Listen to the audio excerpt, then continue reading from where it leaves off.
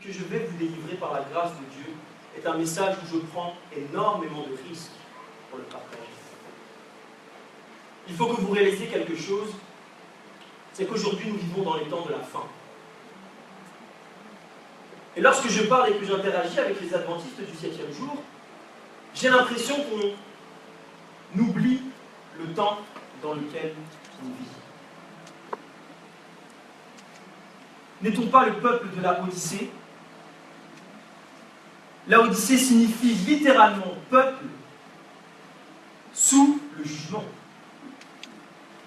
Et parce que notre temps est différent du temps des autres, puisque vous savez, pour ceux qui étudient les prophéties, que lorsque la marque de la bête viendra, le peuple de Dieu sera déjà scellé. Le monde, lui, non. Mais le peuple adventiste, lui, sera déjà scellé.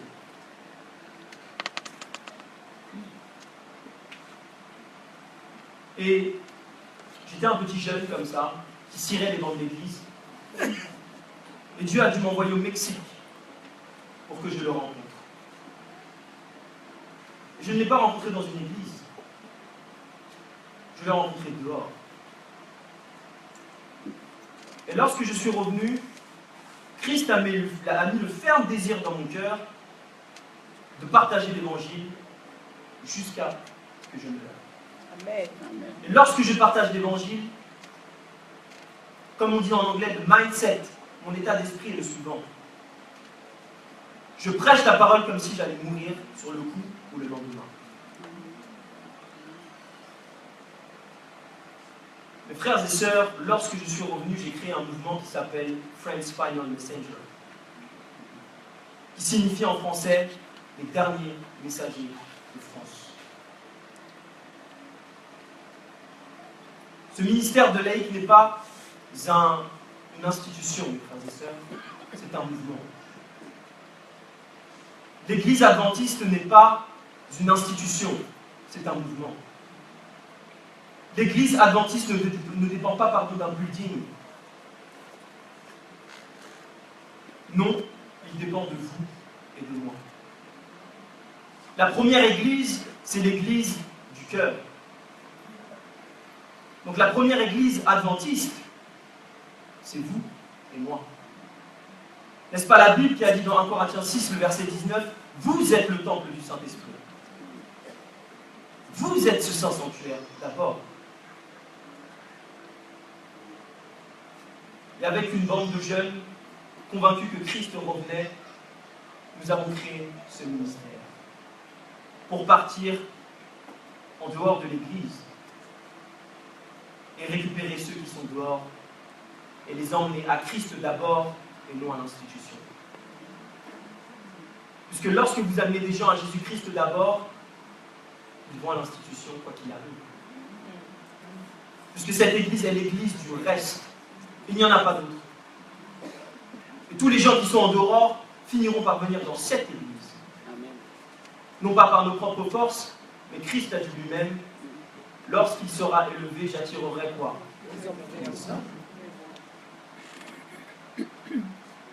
Mes frères et sœurs, nous vivons dans les temps de la fin. C'est pourquoi le message doit être différent. Arrêtons de prêcher paix et sûreté. Il n'y a pas de paix et sûreté ici.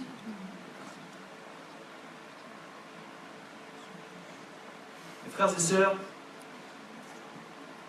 j'aimerais vous demander deux choses avant que je rentre dans le message. La première chose est que vous priez pour vous, et c'est une tradition pour moi. Puisque la Bible nous dit dans Jean 16, le verset 13, que Christ nous enverra un esprit consolateur, et cet esprit n'est autre que l'esprit de vérité. Bien souvent, on tape sur le prédicateur, mais avez-vous préparé vos cœurs à recevoir la vérité? La préparation du sabbat, c'est la préparation du cœur et la purification du cœur. Et je parle pour moi-même. C'est pourquoi, mes frères et sœurs, il nous faut l'huile. Il nous faut le Saint-Esprit. Pour que quand vous écoutiez cette parole, vous ne l'écoutiez pas seulement, mais vous l'acceptez. Et la Bible nous promet quelque chose de fabuleux dans Jean 8, le verset 32. Vous entendrez la vérité, et la vérité vous. Et la deuxième chose, c'est prier pour moi, s'il vous plaît. Car je ne suis qu'un homme. Et qu'est-ce qu'un homme peut dire à des hommes? Et je vous inviterai à vous mettre à genoux, pour ceux qui le peuvent. Et j'aimerais que vous priez pour ces deux choses-là. Des prières silencieuses. Et je vais conclure, on va rentrer dans le message. Amen. Je vais vous laisser 77 secondes.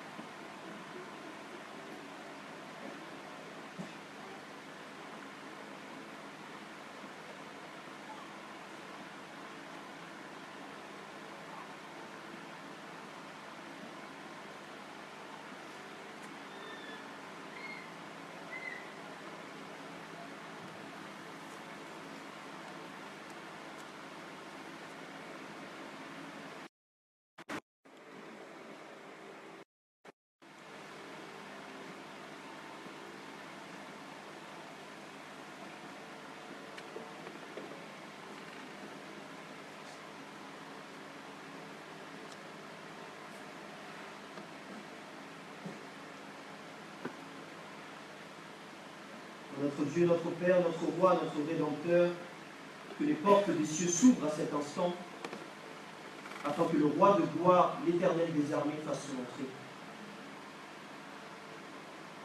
Père éternel, à cet instant, nous voulons t'inviter dans ces rangs. Nous voulons, Seigneur Dieu, que tu nous parles, car tes serviteurs écoutent. Et Père éternel, à cet instant, je réclame ton Saint-Esprit sur ton assemblée ainsi que sur moi-même. Et je réclame deux promesses. La première se trouve dans Jérémie 1, le verset 9. Lorsque tu étendis tes mains sur Jérémie, tu lui as dit, je mettrai mes paroles dans ta bouche. Père, mets tes paroles dans ma bouche, car je n'ai rien à dire à ton peuple. Et la deuxième, Seigneur Dieu, se trouve dans Psaume 121. Lorsque tu nous dis, je lèverai les yeux vers la montagne, d'où me viendra le secours? Le secours me vient de l'Éternel des armées qui a fait les cieux et la terre. Il ne permettra point que mon pied chancelle. Père éternel, je sais que tu es avec nous maintenant en possession de ces lieux. Au nom de Jésus-Christ, je vais prier. J'aimerais qu'on ouvre notre Bible dans le livre de Ézéchiel 37, verset 1. Ézéchiel 37, verset 1. Et ça tombe bien qu'il n'y a pas de PPT, parce que j'ai remarqué que nous qui étions censés être le peuple de la parole, nous sommes devenus le peuple de l'écran. Mes frères et sœurs, il vous faut cette Bible. Je ne parle pas de votre portable, je parle d'une Bible. Lorsque vous oubliez cette Bible, il y a zéro tentation pour vous. Mes frères et sœurs, il nous faut étudier cette Bible. C'est pourquoi prenez Ézéchiel 37, le verset 1. Ézéchiel 37, le verset 1.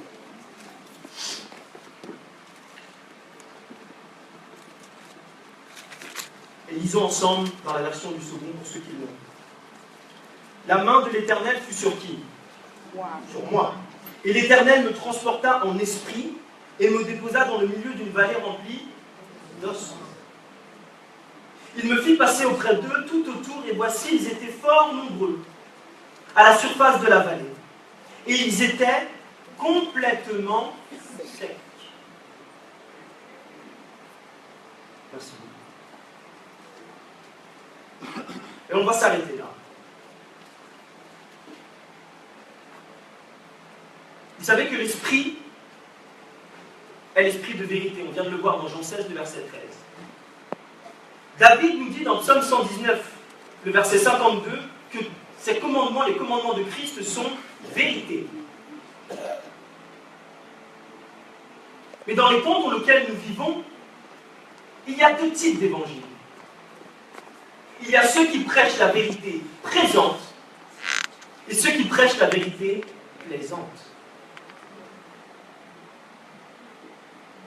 La Bible nous dit dans 2 Pierre 2, le verset 12, que nous devons être affermis dans la vérité présente. La question que je vous pose, c'est qu'est-ce que la vérité présente? Et je suis sûr que certains d'entre nous ne sont même pas familiers avec ce mot. Pourtant, c'est un mot biblique.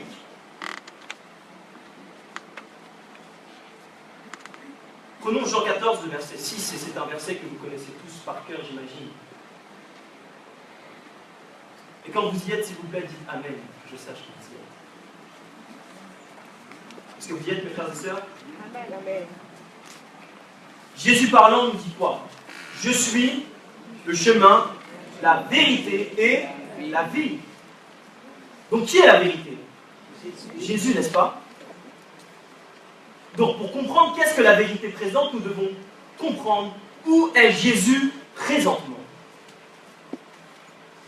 Et en tant qu'adventistes du 7e jour, nous savons où est Jésus présentement.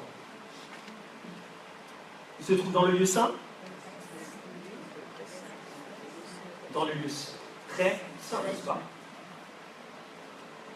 Et lorsque vous lisez Apocalypse 14, parlant des 144 000, ceux qui sont marqués du nom de Christ sur leur front, on nous dit que ces personnes-là suivent l'agneau partout où il va. Qui est l'agneau, mes frères et sœurs? Jésus. Jean 1, le verset 29, Jean va voir Jésus, il ne va pas voir une espèce de biquette au milieu de la foule. Il va voir Jésus et il va dire, voici l'agneau qui ôte les péchés du monde. Donc l'agneau symbolise Jésus-Christ et Jésus-Christ est la vérité. Et nous savons en tant qu'adventistes du 7e jour que Christ se trouve dans le lieu très saint. Maintenant la question qui se pose, c'est qu'y a-t-il dans le lieu très saint? Je ne vais pas vous faire un cours sur le sanctuaire, mais dans le sanctuaire, il y a beaucoup de choses. Et dans le lieu très saint, il y a ce qu'on appelle la Shekinah, qui signifie littéralement la présence de Dieu. Et n'avez-vous pas remarqué que lorsque la présence de Dieu est manifestée dans la Bible, quelle est la première réaction des hommes? Ils s'agenouillent, ils tombent par terre, ou certains meurent. Donc lorsque nous venons dans des assemblées comme ça, et que nous disons Saint-Esprit descend, mais que la plupart du temps nous faisons du théâtre, nous clapons des mains comme ça, nous applaudissons des mains, pardon, comme ça. Parfois même nous dansons sur la chair. Croyons-nous réellement que Dieu se trouve au milieu de l'assemblée lorsque nous faisons cela? Lorsque vous lisez Exode 34, Moïse va faire une expérience avec Dieu. Il va dire au Dieu dans le verset 33, le verset 17, « Dieu, fais-moi voir ta gloire. » Et le verset 18, Dieu va dire à Moïse, « Je proclamerai mon nom. » Et dans le verset 34, le verset 5 à 8, il va proclamer son nom, riche en bonté.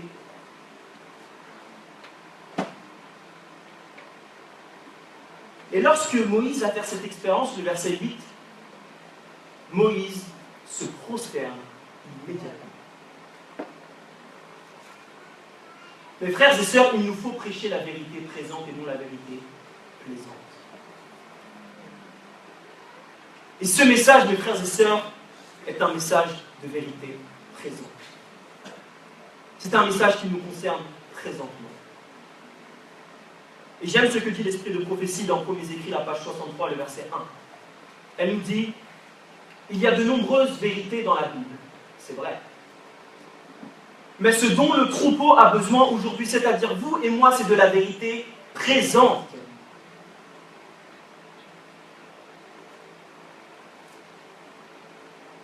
Mes frères et sœurs, la vérité est prêchée, oui, et pourtant il y a toujours des affamés de la parole dans l'Église. Pourquoi? Parce que la vérité que nous vous présentons, que certains présentent, n'est pas de la vérité présente. C'est une nourriture qui est passée. Mais la saison veut que cette nourriture soit de la vérité présente.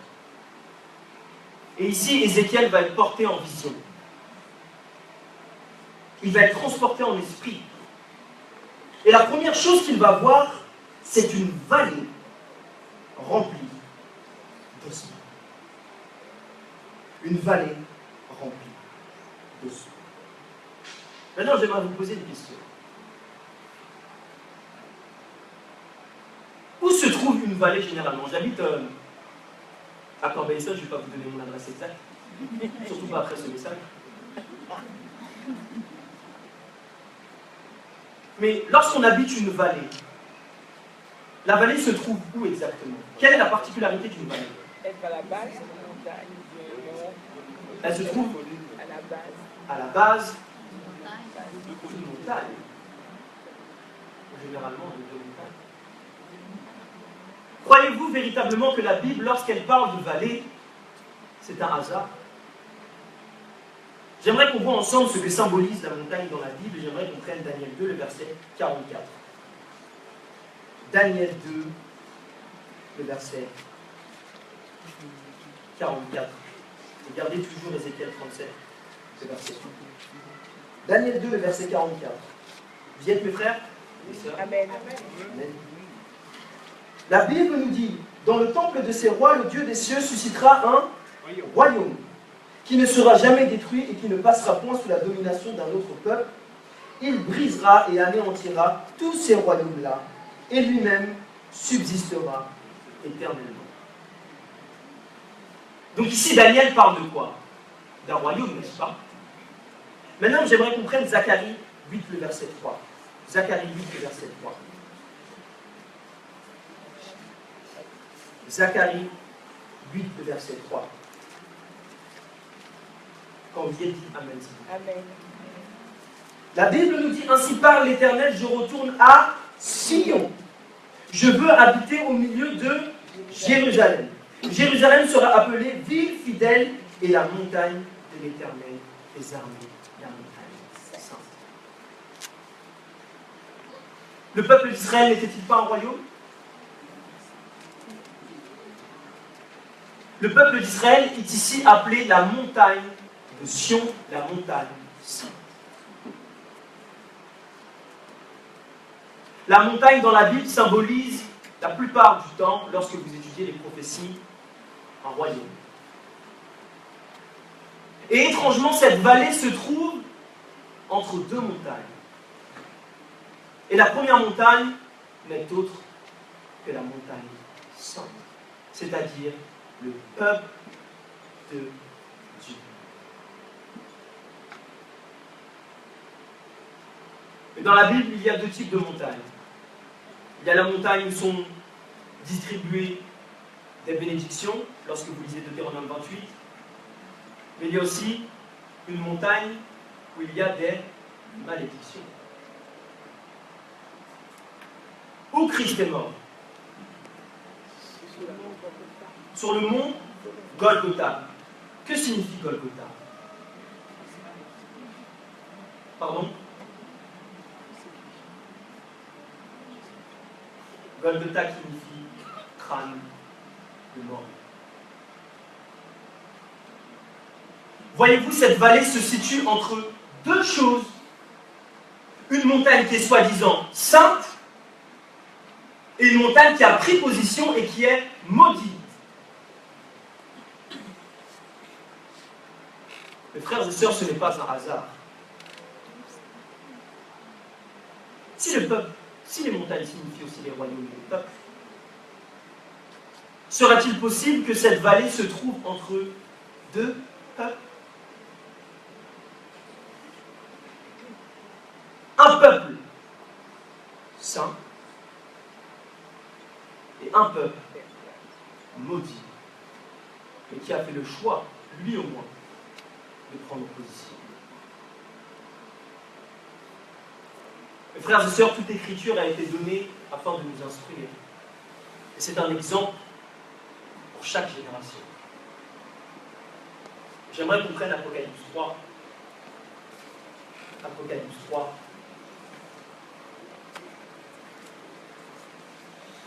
Apocalypse 3, le verset 14. Apocalypse 3, le verset 11. Le titre de ce message est La vallée de la mort, lettre à la haute. Quand vous y êtes, s'il vous plaît, dites Amen. Amen. Écrit à l'ange de l'Éternel de la Odyssée. Voici ce que dit l'Amen, le témoin fidèle et véritable. Le commencement de la création de Dieu. Je connais tes œuvres, je sais que tu n'es ni froid, ni bouillant. Ainsi, parce que tu es tiède, et que tu n'es ni froid, ni bouillant, je te vomirai de ma bouche.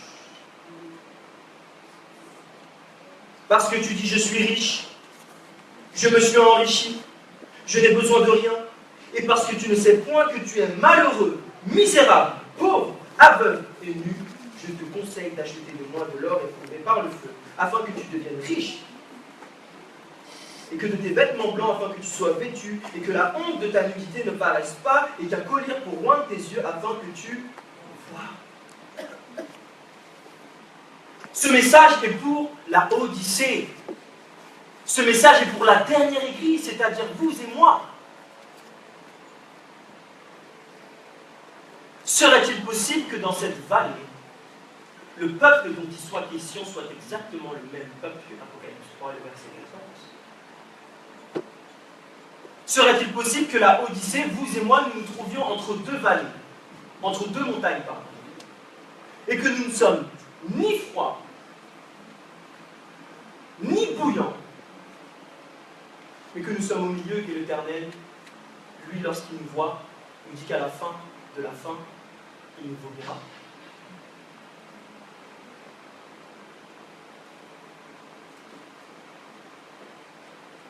Mes frères et sœurs, l'Église adventiste du 7e jour, à l'heure où nous parlons, est une Église tiède. C'est une Église tiède. C'est une Église tellement tiède. Et pourtant, la Bible nous dit que nous croyons être riches. Nous croyons avoir besoin de rien. Nous croyons que tout va bien. Nous croyons que la louange que nous faisons est correcte. Mais en réalité, nous sommes tièdes. Tellement tièdes que si nous continuons comme ça, Christ va nous dire « Je ne vous ai jamais connu ». La pire des choses qui puisse arriver pour un chrétien, ce n'est même pas la mort. C'est que celui qui donne la vie dise « Je ne t'ai jamais connu ».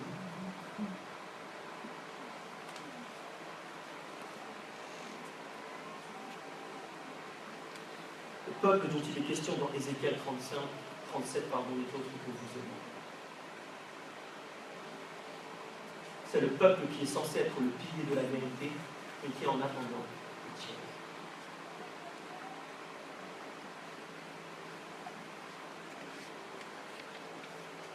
Et cette vallée, reprenons Ézéchiel 37, est une vallée remplie d'ossements. Reprenons Ézéchiel 37.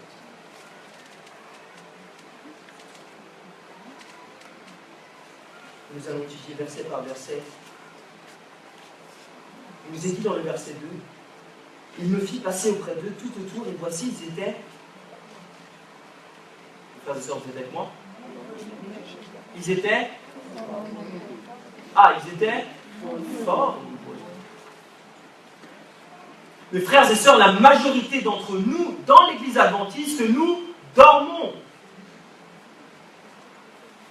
Ézéchiel est en train de dire qu'il voit des ossements. Et il voit qu'ils sont fort nombreux, c'est-à-dire que la majorité est tiède. La majorité est tiède.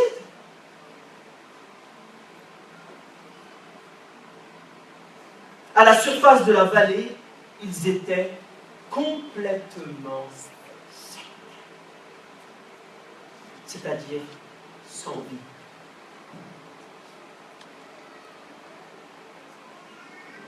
Lorsque vous lisez Parabole de Jésus-Christ,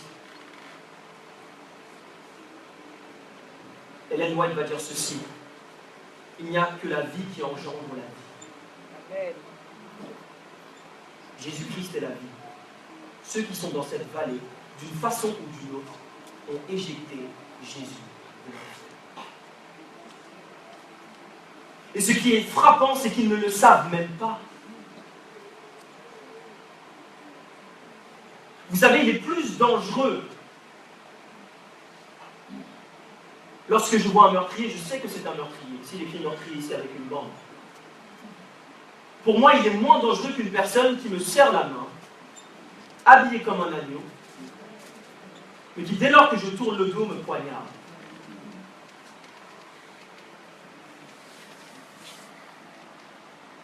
Pourquoi? Parce que lorsque l'on est tiède, on est dans une situation où on ne le sait même pas.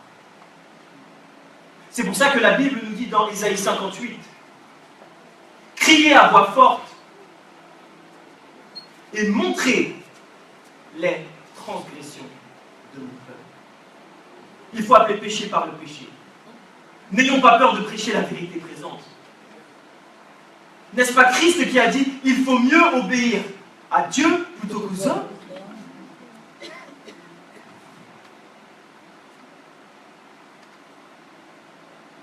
Cette vallée, mes frères et sœurs, est une vallée remplie d'ossements qui sont complètement secs. On avait vu ensemble que c'était le peuple de la Odyssée. Maintenant, pourquoi ce peuple, mes frères et sœurs,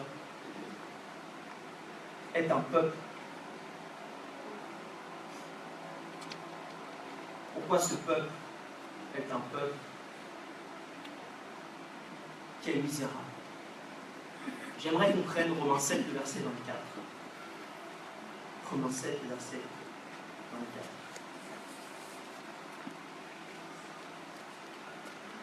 Amen. J'aimerais juste vous dire quelque chose, mes PPT ont été supprimés à l'instant, je ne sais pas comment. Mes notes viennent d'être supprimées, et je ne sais pas comment. Mais par la grâce de Dieu, tout est là. Amen. Amen. Et peu importe ce que fera Satan, l'évangile sera toujours prêché. Amen. Prenons Romains 7, le verset 24. Et c'est Paul ici qui parle. Et il va dire ceci. Misérable que je suis, qui me délivrera de ce corps de mort? Le peuple de Dieu, qui est un peuple en réalité qui est misérable à l'instant où nous parlons, c'est un peuple en réalité qui est mort. Et il ne le sait même pas. Maintenant, j'aimerais que vous écoutiez attentivement, mes frères et sœurs. N'est-ce pas la Bible qui dit dans Romains 6, le verset 23, « Le salaire du péché, c'est la mort. » Ne voyez-vous pas la connexion? Le peuple de Dieu qui est qualifié de misérable est un peuple qui est enfermé, emprisonné dans des péchés secrets. Nous pouvons venir à l'église avec un beau costard, sourire à tout le monde, dire bon sabbat à tout le monde et pourtant être à l'intérieur complètement brisé. Complètement. Pourquoi? Parce que les chaînes du péché sont tellement ancrées en nous qu'en réalité nous ne vivons même plus. Et le peuple de Dieu est dans un état comme ça. Et vous pourrez me dire tout ce que vous voudrez. S'il y a une chose que je sais sur vous, c'est qu'on a tous le même problème. On a un problème avec le péché. Ce peuple professe être en vie, mais c'est un peuple qui est mort.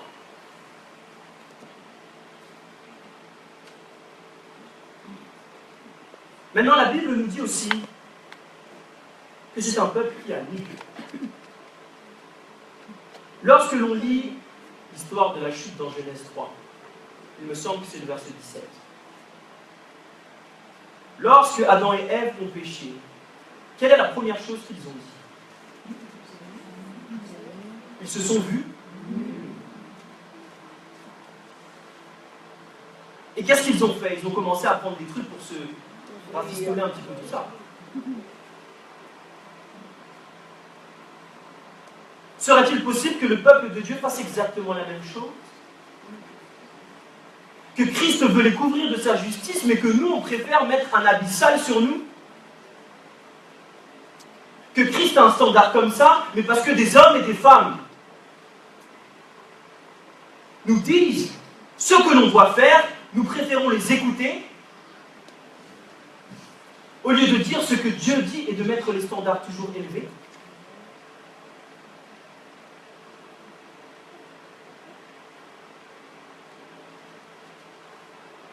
Mes frères et sœurs, nous sommes nus aux yeux de Christ. Maintenant, pourquoi ce peuple dans la vallée d'ossements, de ces ossements, est un peuple qui est aveugle? Nous allons prendre Matthieu 26. Matthieu 27, pardon.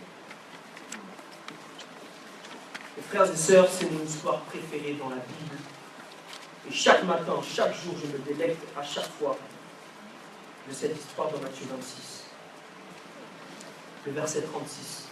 Christ est à Gethsémani. Mes frères et sœurs, il s'est passé tellement de choses à Gethsémani.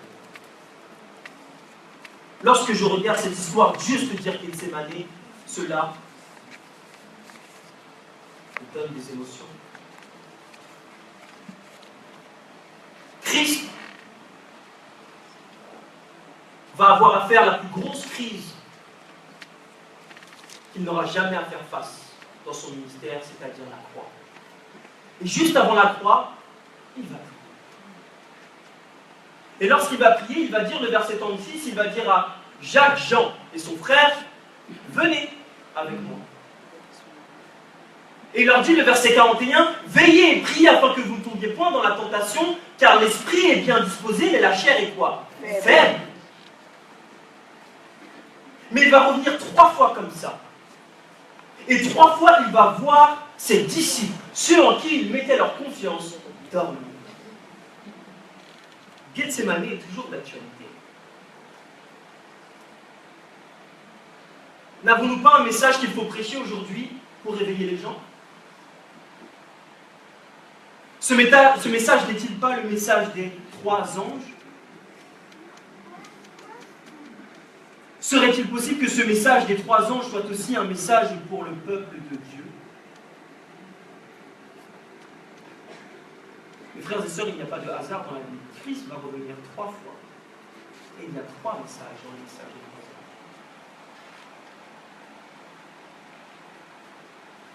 Mais lorsque Christ va revenir une 3e fois,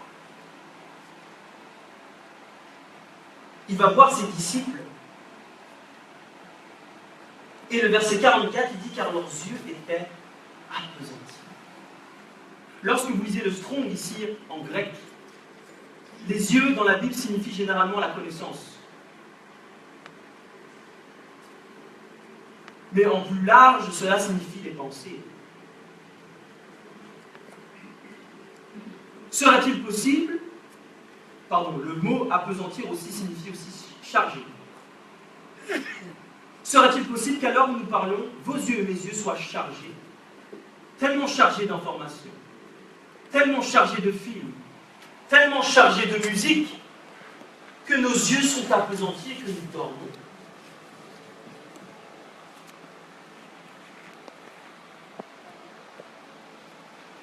Mais cela va plus loin. Les yeux dans la Bible signifient quelque chose d'autre, et j'aimerais qu'on prenne 1 Samuel 9, le verset 9. Nous allons voir ensemble que la parole répond d'elle-même. Combien de temps il nous reste, s'il vous plaît?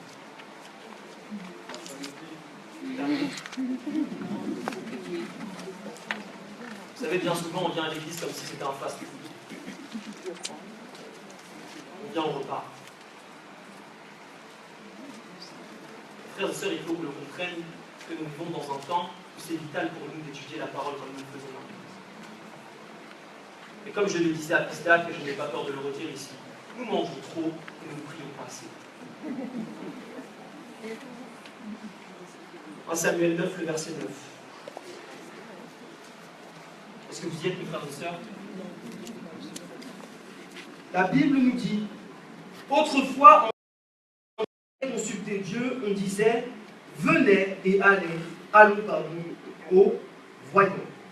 Car celui qu'on appelle aujourd'hui le prophète s'appelait autrefois le voyant.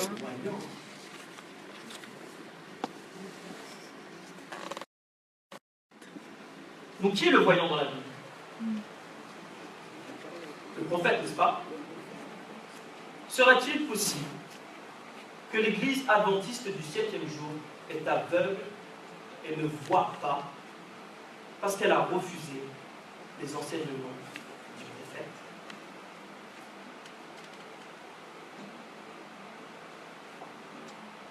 Serait-il possible qu'il y en ait même dans nos rangs qui refusent l'esprit de prophétie, disant « Ah non, non, non, non, non, c'est pas d'actualité ».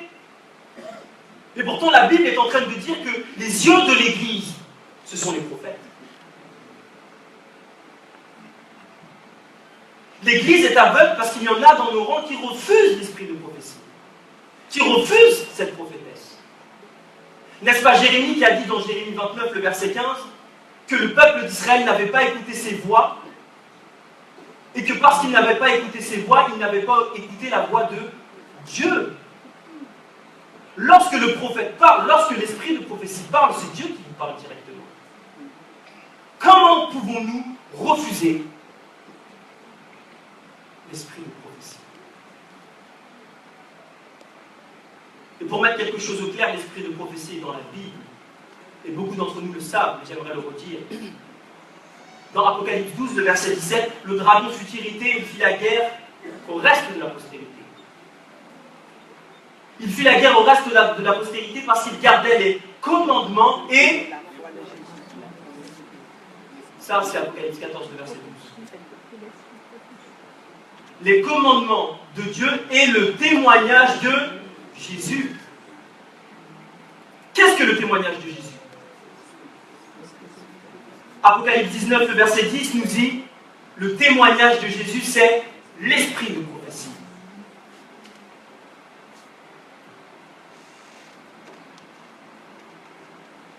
Mes frères et sœurs, je crois en l'autorité des écrits de Ellen White. Il faut respecter ces gens-là. Ils sont morts pour que vous et moi nous soyons assis et que nous lisons la Bible comme ça. C'est le même esprit qui a animé Élie. C'est le même esprit qui a animé Jean. Il faut croire aux écrits d'Ellen White.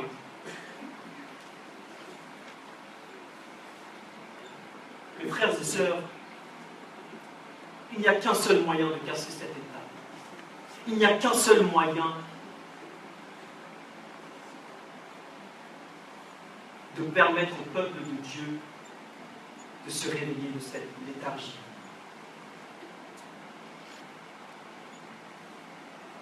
C'est l'esprit de prophétie qui me dit non. Je ne connais pas le livre en français, c'est Review and Herald. Vous pouvez noter. Review and Herald, et c'est tout le chapitre qu'elle a écrit en 1888. Mes frères et sœurs, le seul message qui peut réveiller l'Église, il n'y en a pas d'autre, c'est le message de 1888.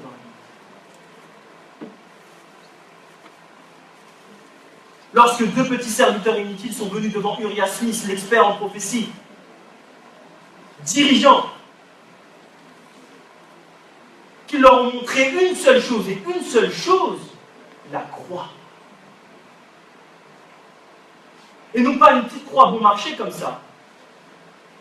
Non, non, non, non, non. Une croix, mes frères et sœurs, où l'on voit que Christ est réellement 100% homme, mais aussi 100% Dieu. N'avez-vous pas remarqué que lorsque l'on prend l'exemple de Christ, il y a des hommes et des femmes qui disent « Oh non, non, mais c'est Christ, lui seul pouvait faire ça ». Tiens. Christ était 100% homme aussi. Et il a vaincu le péché. Il n'y a que la croix qui puisse réveiller cela. Et c'est Ellen White qui le dit, pareillement dans ce chapitre de 1888. Elle dit que c'est Christ et sa justice qui peut réveiller ces ossements.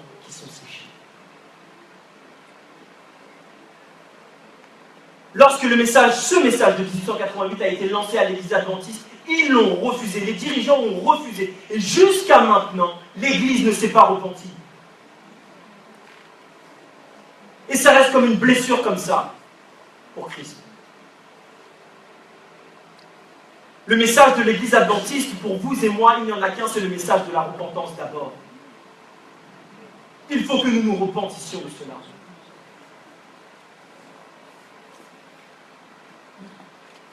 Arrêtons de parler des autres. Arrêtons de critiquer les autres. Repentons-nous seulement. Lorsque vous comprenez que Christ a fait quelque chose d'extraordinaire pour vous et moi, lorsque vous comprenez que lorsqu'il a dit « Élie, Élie, Sabachthani, Père, Père, Père, pourquoi m'as-tu abandonné ?» il a préféré l'amour de l'humanité à l'amour de son Père. Ça veut dire qu'il a préféré être avec Amiel plutôt que d'être avec son Père.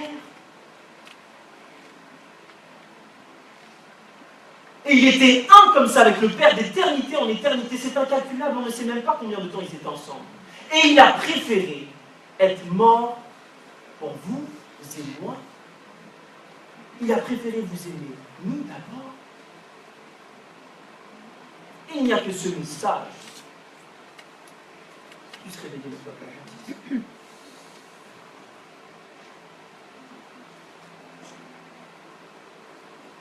Et frères et sœurs, lorsque vous lisez Ézéchiel 37, et je vais conclure, vous voyez que lorsque Ézéchiel commence à prophétiser, les eaux commencent à se secouer. Et Ellen White nous dit qu'il y aura un grand secouement dans l'Église. Je ne sais pas comment on dit en français, c'est a shaking en anglais. Une secousse. Un réveil, oui, mais plus une secousse. Qui sera causée par des hommes et des femmes qui vont se lever pour la vérité présente et qui vont prêcher la vérité exactement comme elle est. Arrêtons de faire des compromis.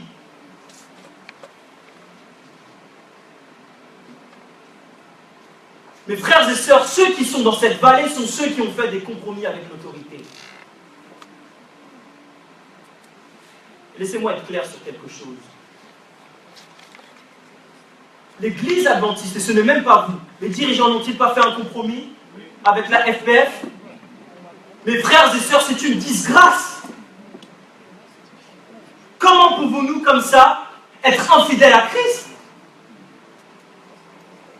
Nous sommes dans cet état parce que nous faisons compromis sur compromis. Et nous sommes incapables de sortir. Pourquoi? Parce que des hommes et des femmes ne se lèvent pas pour la vérité. Mes frères et sœurs, arrêtons d'avoir peur des hommes. Dieu s'occupe des conséquences. Amen. Nous sommes le peuple de la vérité. Nous sommes le peuple, le pilier de la vérité. Et parce que nous sommes appelés à être le pilier de la vérité, un pilier est debout. Cela me peine. Et je prie jour et nuit pour ces dirigeants, je prie. Mais mes frères et sœurs, nous ne pouvons rester comme ça, à cirer les dents. Le protestantisme est mort. Où sont les luthériens? Où sont ceux qui protestaient?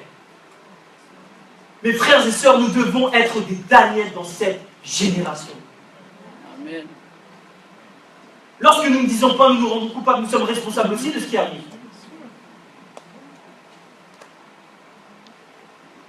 Et j'espère que des dirigeants vont entendre cela, puisqu'ils ne veulent pas parler avec nous. Je ne suis pas ici pour faire la guerre avec eux. N'est-ce pas la Bible qui a dit dans Éphésiens 6 ? Nous ne nous battons pas contre la chair et le sang, mais contre des principautés. Mes frères et sœurs, ce sont des esprits malins, ce ne sont pas eux le problème. Mais Ellen White nous dit dans Évangéliser, la page 275, le paragraphe 1, que le plus sûr moyen de réduire à néant une fausse doctrine, c'est de prêcher la vérité. Amen.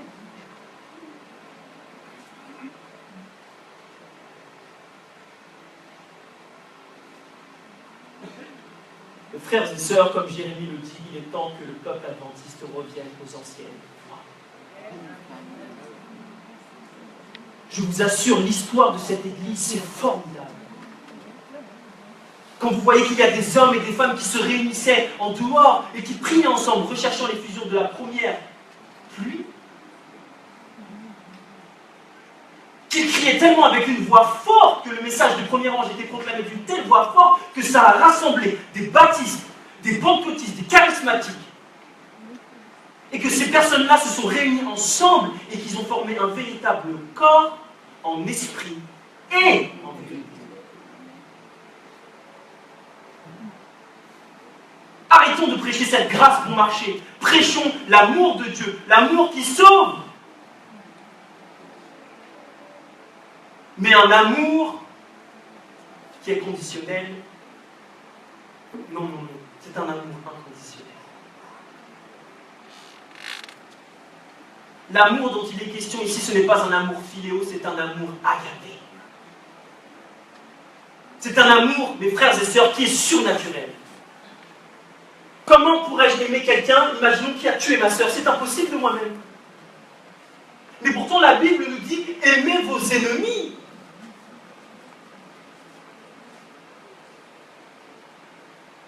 Mes frères et sœurs, si nous ne comprenons pas le message de 1888, le message de la croix Christ incarné en tant qu'homme, 100% homme, nous ne pouvons pas voir cet amour agapé.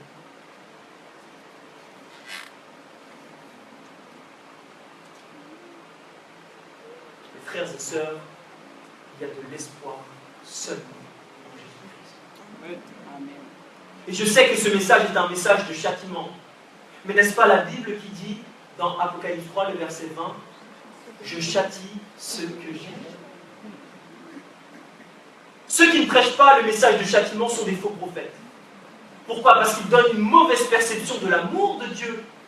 Puisque Dieu aime ceux qui châtient.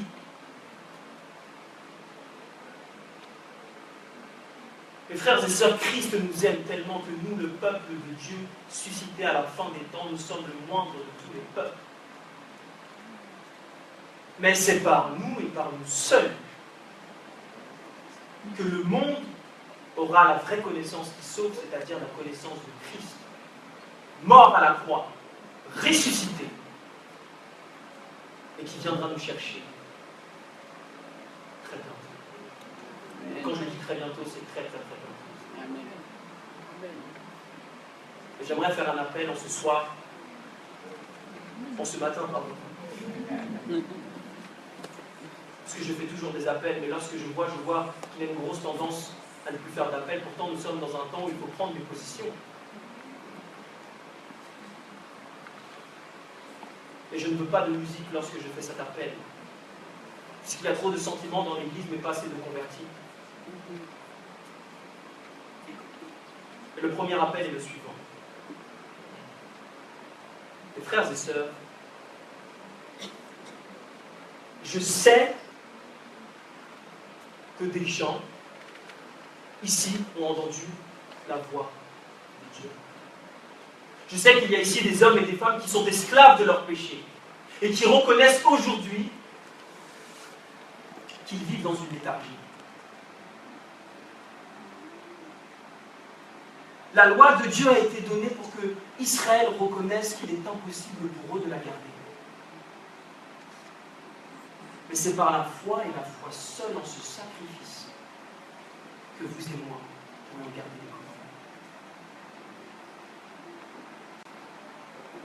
Mes frères et sœurs, s'il y en a qui reconnaissent, et ne regardez pas à gauche, à droite, c'est une décision entre vous et Dieu.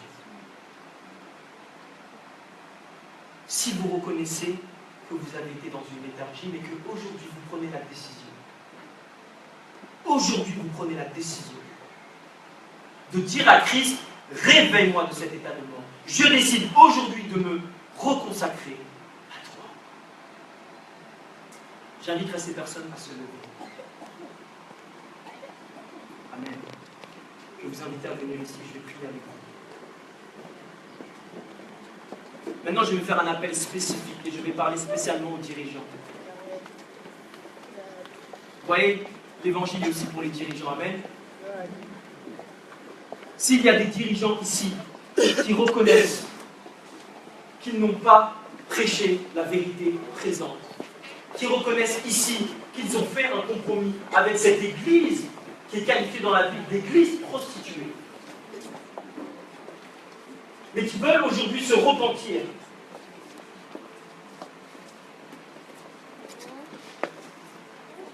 je vous invite à venir, parce que c'est le temps de repentance.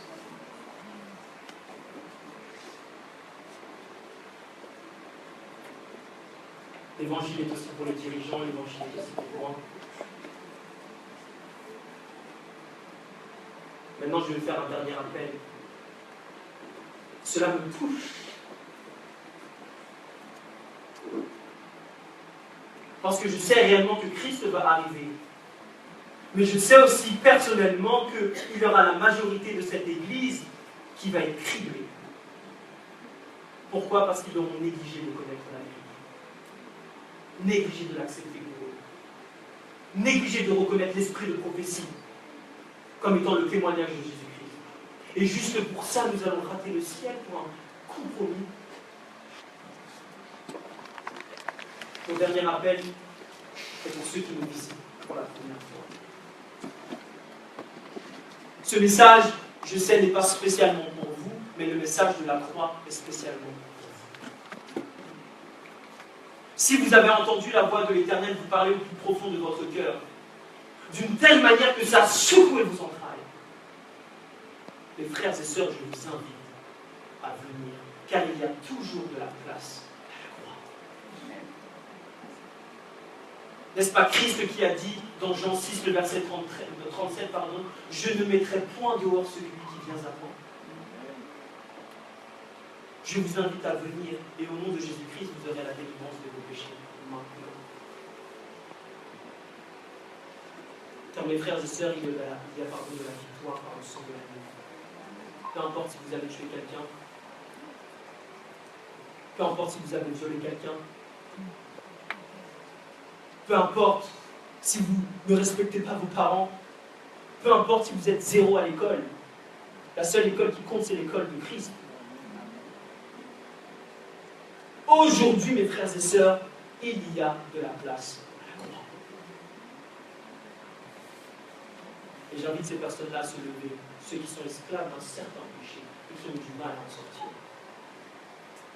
J'invite ces personnes à se lever.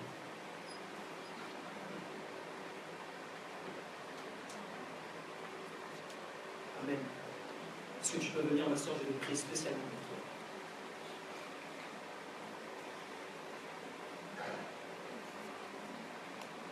Je vais attendre 30 secondes de plus, parce que je sais qu'il y a quelqu'un d'autre.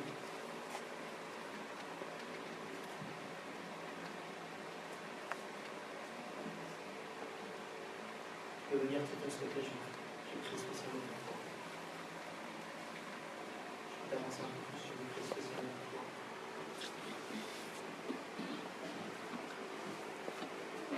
Les jeunes ne me voient pas. Arrêtez de faire comme si vous ne luttez pas avec un certain péché. J'ai 23 ans, je suis exactement comme vous. J'étais accro à l'alcool, à la pornographie, au sexe, tout ce que vous voulez. Et pourtant, me voici, me voilà ici. Si vous luttez avec ces choses-là, mes frères et sœurs, il ne s'agit que seulement d'un seul pas que vous devez faire. Un seul et ça suffit. Et fini toutes ces choses-là. Donc s'il y en a d'entre vous, n'ayez pas honte. Venez. Et je prierai spécialement pour vous.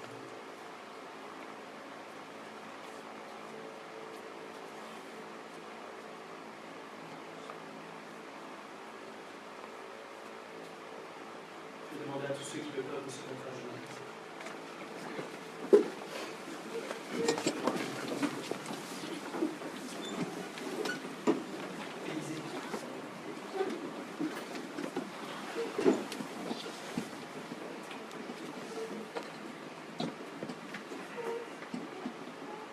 Notre Dieu, notre Père, notre Roi, à qui irions-nous si ce n'est entre nous? À qui irait ton peuple si ce n'est à l'Éternel des armées?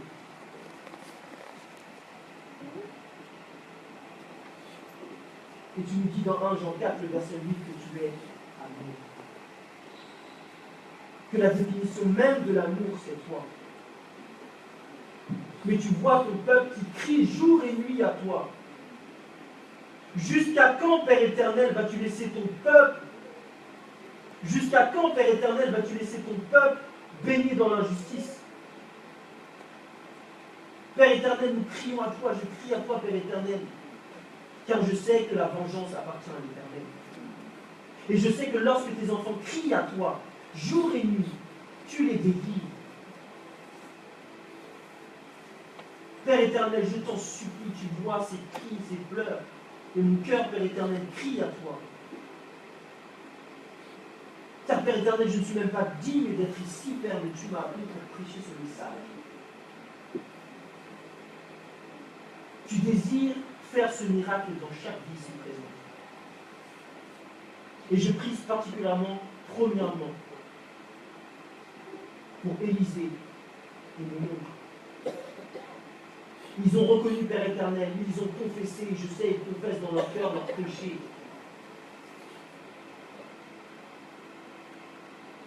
Mais n'est-ce pas toi qui as dit, Père éternel, que tu es l'agneau qui ôte les péchés du monde? N'est-ce pas toi aussi qui as dit, quiconque demeure en moi ne pêche point?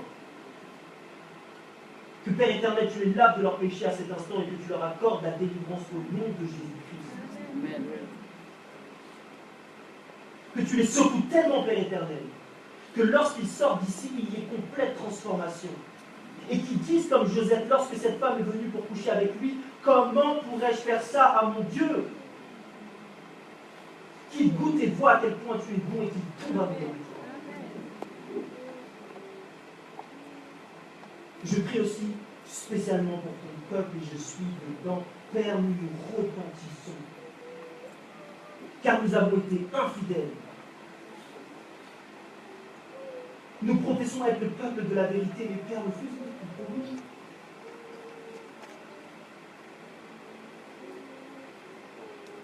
Ton peuple se repent à cet instant. Et je le sais et je le sens, car l'Esprit me le dit, Père, que tu suscites des ouvriers, Père, zélés au nom de Jésus-Christ. Qu'ils soient des Daniel dans cette génération, qu'ils ne se souillent plus avec les maîtres, je vois.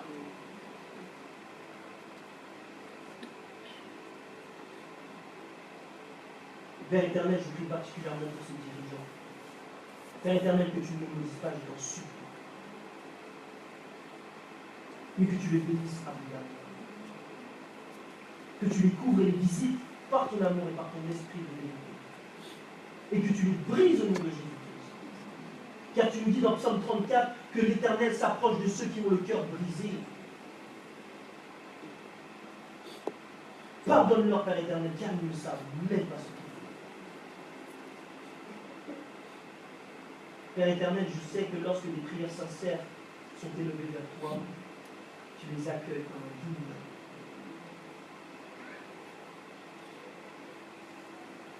Père éternel, ceux qui ne se sont pas levés, tu les visites, car je sais, Père éternel, que peut-être certains d'entre eux ont fait déjà la décision pour venir en Dieu.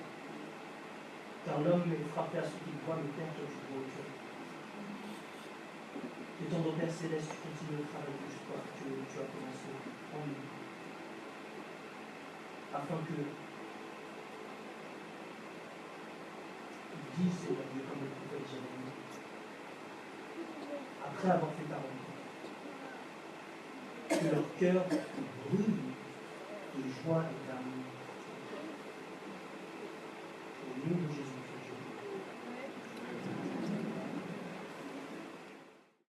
Into my heart, into my heart, come into my heart, Lord Jesus, come